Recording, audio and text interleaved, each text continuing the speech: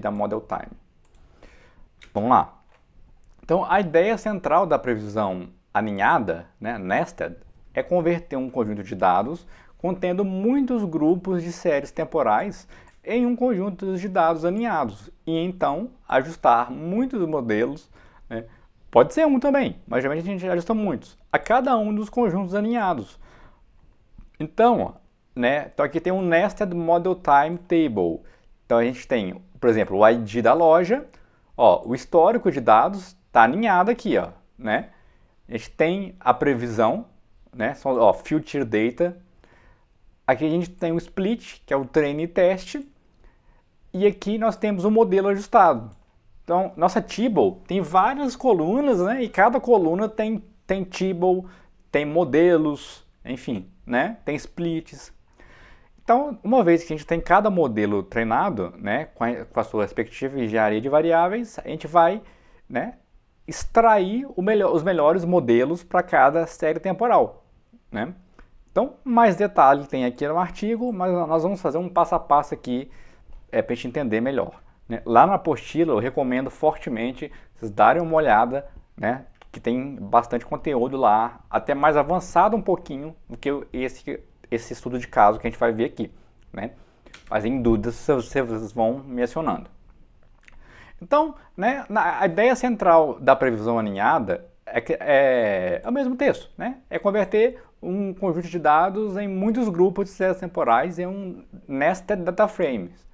Então, vamos carregar algumas bibliotecas aqui, né? Então, esse também é um exemplo reproduzível. Vocês conseguem executar no R de vocês.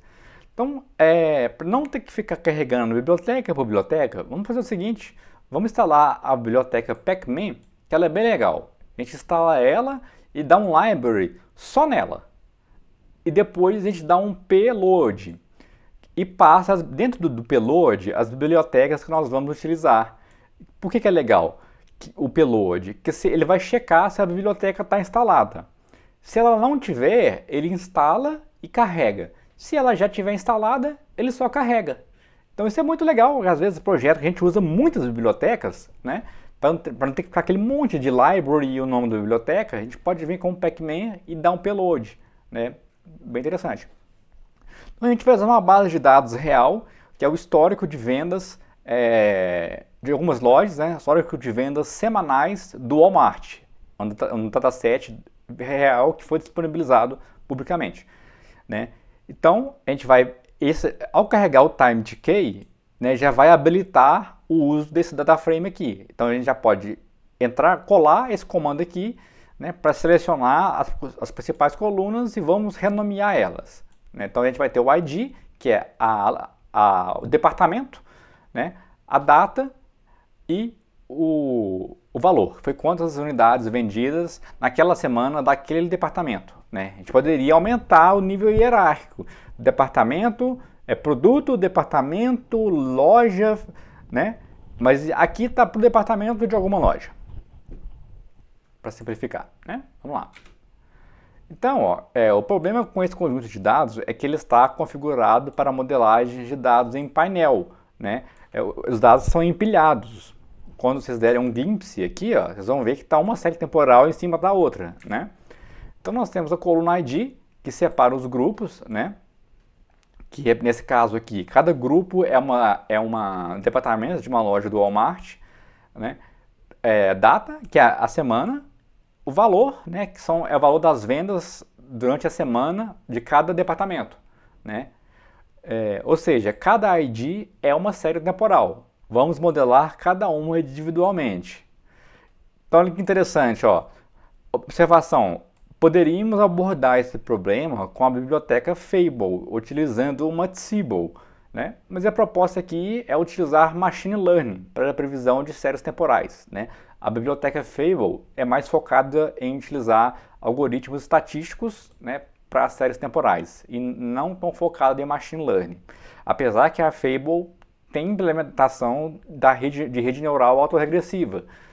Mas enfim, né? Na prática, eu uso muito a Fable para série temporal em escala, né? Mas a Model Time é uma outra ferramenta também muito sofisticada, né? Então vale a pena a gente entender ela aqui, né? Mas no Fable a gente não tem a possibilidade de modelos globais, né? Igual a gente tem aqui. Então, mas vamos lá. Então, ó, a gente pode fazer uma plotagem, né? Eu vou pegar o data frame, vou agrupar por ID e vou dar um plot time series. Aí ele vai gerar um gráfico para cada série temporal. Ó. Então nós temos aqui 1, 2, 3, 4, 5, 6, 7 séries temporais, né? Provavelmente aqui é o ID da loja e aqui é o ID do departamento, né? Então loja 1, departamento 1, loja 1, departamento 3. E aqui são as vendas semanais daquele departamento. Né? Então vocês vão ver que por trás desses gráficos aqui é a biblioteca Plotly rodando. Então se passar esse parâmetro aqui, interactive igual a true, os gráficos vão sair interativos. Se passar o mouse por cima, né, dá para ver os valores. Pode dar zoom nos gráficos. Então bem legal. E lá na apostila eu mostro outras ferramentas para explorar séries temporais também. Inclusive algoritmos de detecção de anomalias. Né, que é muito interessante e muito fácil, com muito pouco código para rodar eles aqui com a Model Time. Né? Então, ó, a estrutura de dados alinhada. Vamos lá, então vamos ter que fazer isso. Essa é a preparação dos seus dados para que estejam na forma correta para a previsão alinhada.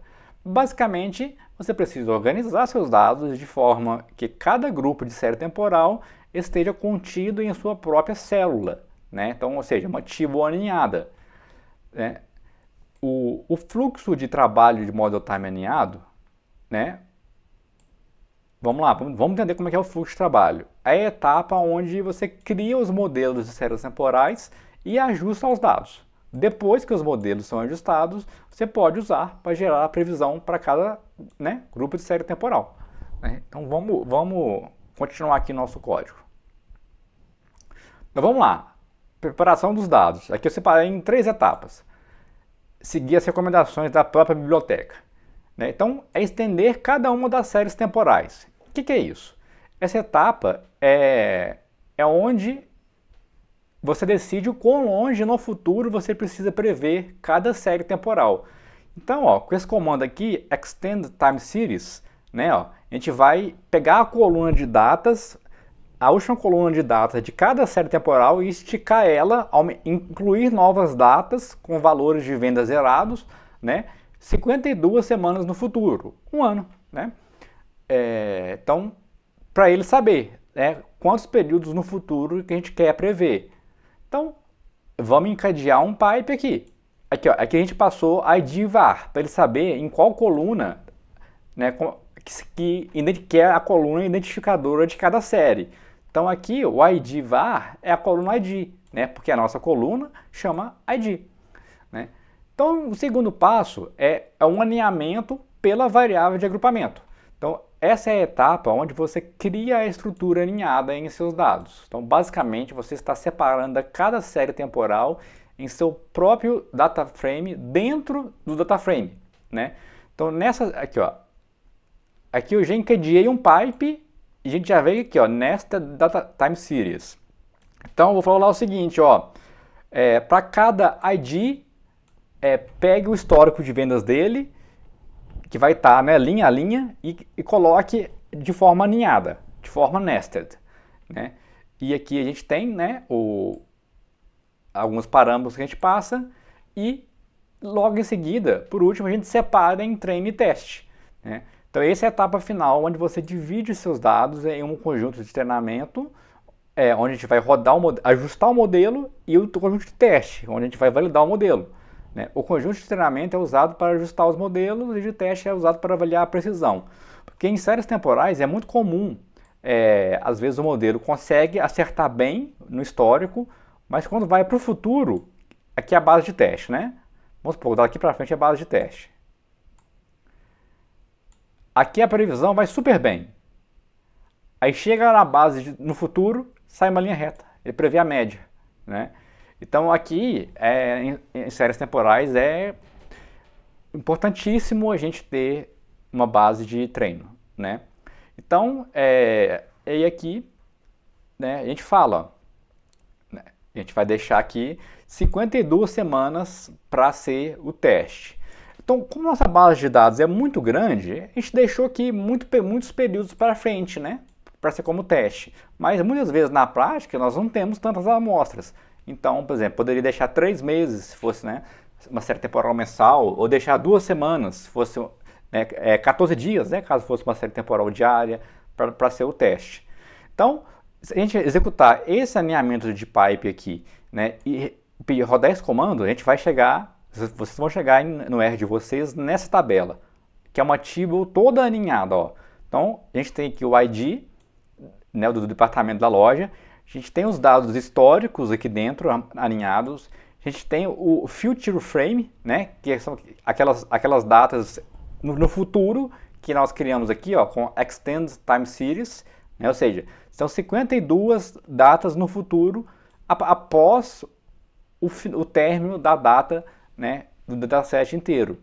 E aqui na terceira coluna é o split, ó. É onde nós separamos, né, para treino e teste. Como nós tínhamos 2 anos aqui semanais, né, então ficou 1 ano para treinar o modelo, 52 semanas, e 1 ano para validar o modelo, né. Beleza. Então, né, a estrutura é essa agora, ó. Como é que a gente vai trabalhar? Né, a gente vai dar o Model Time Nested Fit, que é onde a gente vai treinar um modelo para cada série, ou vários modelos, né? E vai pegar o log. O que é o log? São as métricas de performance preditiva para cada modelo, né? Então a gente vai escolher alguma métrica, né, de regressão. Por exemplo, o RMSE. Então, com o comando Model Time Nested Selected Bash, eu acho legal que o nome é bem intuitivo. Ó. Seria Model Time Nested